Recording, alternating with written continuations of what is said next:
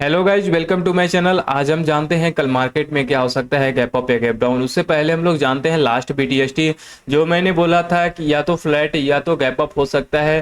तो वैसे देखा जाए तो गैप अप हुआ है, फ्लैट गैप अप हुआ है, ठीक है। तो क्या जिस लेवल पे मैंने बात किया था उसी लेवल पे हुआ है। तो क्या कल भी गैप अप हो सकता है या गैप डाउन हो सकता है, ये सब कुछ हम लोग जानने वाले हैं। तो सबसे पहले अगर आप लोगों ने लाइक एंड सब्सक्राइब नहीं किया तो लाइक एंड सब्सक्राइब जरूर करो। तो हम लोग आते हैं निफ्टी के चार्ट पे। तो निफ्टी के चार्ट में जैसे यहाँ पे ये प्रूफ में दिखाता हूँ, ठीक है, क्योंकि आज की दुनिया में प्रूफ दिखाना जरूरी है। जैसे यहाँ पे मैंने बोला कि गैप अप, ट्यूसडे को गैप अप हुआ, ठीक है, गैप अप हुआ। यहाँ पे बोला कि फ्लैट, आपका फ्लैट या तो आपका पॉजिटिव यानी गैप अप की पॉसिबिलिटी बनती है। वही सेम टू सेम हुआ, जिस रेंज पे मैंने बात किया था वही हुआ है, ठीक है। आते हैं निफ्टी के चार्ट पे, ठीक है। तो यहाँ पे ये देख सकते हो, यहाँ पे मैंने इससे पहले बोला था ये वाली कैंडल यानी कल के कैंडल मैंने बोला था कि जब तक ये 300 के रेंज यहाँ से क्रॉस नहीं करता, इसके ऊपर कैंडल सस्टेन नहीं करता, तब तक हम लोगों का एक क्या रहेगा, रिवर्सल रहेगा। और रिवर्सल भी लिया है यहीं से, देखो ये 300 के आसपास एक रिवर्सल लिया है, ठीक है। तो क्या यहाँ से कल गैप अप हो सकता है? तो देखो अभी भी मैं वही रेंज बताऊंगा कि जब तक ये 300 के ऊपर कैंडल, ये एक रेंज है जो जोन है, इस जोन के बीच में रह सकता है, या तो साइडवेज हो सकता है जैसे आज साइडवेज हुआ है, ठीक है। तो इस दिन अगर जब तक इस दोनों को क्रॉस ना कर दे तब तक ये हम लोग फ्लैट बोल सकते हैं कि फ्लैट यहाँ पे ओपन हो सकता है, ठीक है। तो अगर ये 300 के ऊपर 22,300 के ऊपर कैंडल सस्टेन करता है, गैप अप की पॉसिबिलिटी ज्यादा बन जाती। अगर यहाँ इसके नीचे अगर कैंडल सस्टेन करता, 22,160 के नीचे कैंडल सस्टेन करता, तो यहाँ पे गैप डाउन की पॉसिबिलिटी बन जाती। लेकिन फिलहाल अभी जो रेंज में है, अभी ये साइडवेज जोन में है, ठीक है। तो अभी यहाँ पे गैप अप की पॉसिबिलिटी बनेगी, लेकिन फ्लैट गैप अप हो सकती है, ठीक है। फ्लैट गैप अप होने की पॉसिबिलिटी हो सकती है। नेक्स्ट हम आते हैं बैंक पे। बैंक सेक्टर पे देख लेते हैं, ठीक है। यहाँ पे देख सकते हो जो रेंज बताया था, और यहाँ पे आपका क्या है, ये ट्रेंड लाइन है, ठीक है।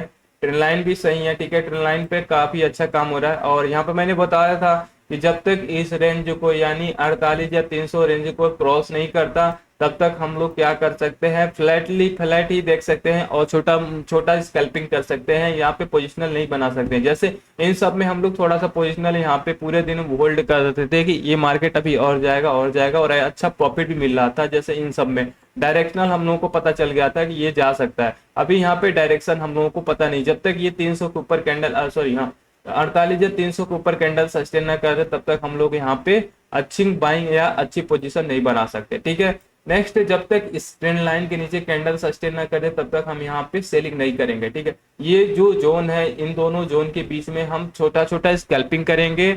इसमें हम पोजिशनल नहीं बनाएंगे ट्रेड, यानी 1 घंटे 2 घंटे के लिए मैं नहीं बनाऊंगा, यानी 100 पॉइंट 200 पॉइंट का यहाँ पे ट्रेड टारगेट नहीं बनाऊंगा। सिर्फ जो भी करूंगा 50 पॉइंट 30 पॉइंट 60 पॉइंट, यही छोटा छोटा हम टारगेट लेकर अपना स्कैल्पिंग करते रहेंगे, ठीक है। नेक्स्ट हम आते हैं यूएस मार्केट में आते हैं। चलो यूएस मार्केट में हम आते हैं। सबसे पहले नेस्डेक देख लेते हैं, नेस्डेक में क्या चल रहा है। तो नेस्डेक में एक आप बताया था इससे पहले कि जब तक इस रेंज में है, यहाँ से एक रिवर्सल आ सकता है। यहाँ बोला था कि इसके ऊपर जाएगा तो एक अपना छोटा सा रेजिस्टेंस बनेगा। अगर इसके ऊपर जाता है कि छोटा सा रेजिस्टेंस ये बनेगा, ठीक है। यहाँ पे अगर देखा जाए तो मल्टीपल रेजिस्टेंस है, तो यहाँ से एक रिजेक्शन बनता है, ठीक है। और आपको पता होगा सीपीआई डाटा भी आने वाला है, ठीक है। तो आज ही आएगा, 6 बजे आ सकता है। तो सीपीआई डाटा के आज ये कंफर्मेशन करेगा कि अगर सीपीआई डाटा खराब आया तो नेगेटिव यहाँ पे गिरेगा ही, ठीक है। अगर ये सही आ गया तो यहाँ से बाउंस करके यहाँ से एक अच्छा पॉजिटिव बना सकते हैं, यानी न्यू हाई यहाँ पे बनाकर ऊपर जा सकता है, गैप अप की पॉसिबिलिटी बनेगी। और यहाँ से इनके मार्केट में अगर आता है तो हमारे मार्केट में भी थोड़ा मोड़ा पॉसिबिलिटी तो बनेगी गैप अप की, ठीक है। नेक्स्ट हम आते हैं यहाँ पे डाउ जोन देख लेते हैं, डाउ जोन में क्या हो रहा है, ठीक है। डाउ जोन में भी मैंने बोला था इस रेंज को जब यहाँ से तोड़ा था, इस रेंज को, तो सबसे पहले यहाँ पर हम देखते हैं जब यहाँ पे हैमर बना, तो यहाँ पे मैंने बोला कि यहाँ पे एक रेंज है, इसको यहाँ पे टच कर सकता है, यहाँ से रिवर्सल दोबारा ले सकता है। दोबारा लिया, फिर गया, फिर दोबारा आया, फिर इसके बाद यहाँ पे एक अच्छा अपॉर्चुनिटी बना और डब्ल्यू पैटर्न बना, ठीक है।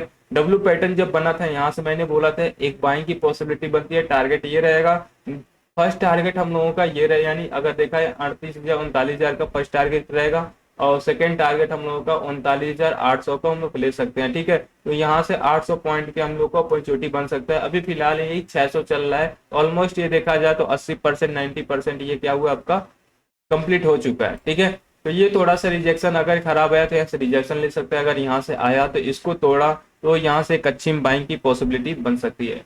अब हम आते हैं चलिए अब हम आते हैं इंडिया विक्स पे। इंडिया विक्स पे भी बात कर लेते हैं, ठीक है। जैसे इंडिया विक्स सबको पता है, जब यहाँ पे 20% क्रैश हुआ था, उसके बाद यहाँ से मैंने बोला कि यहाँ से इसके नीचे नहीं जा सकता, मार्केट डाउन आ सकता है। और यहाँ से उसी उसी दिन से अगले दिन क्या डोजी बना, डोजी बनने के बाद ये पूरा देखो एक भी रेड कैंडल नहीं आया, और यहाँ पे एक रेड कैंडल बनना चाहिए था, और मैंने कल बोला था कि रेड कैंडल अब आएगा। अब रेड कैंडल बाद ये कल का कैंडल यहाँ पे क्या करेगा, आपका डिसाइड करेगा कि क्या हो सकता है, ठीक है।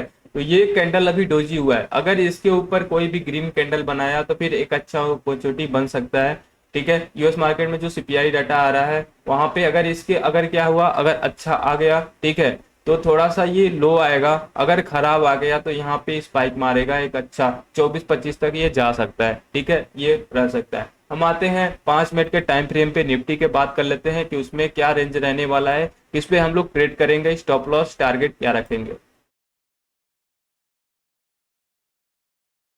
चलिए,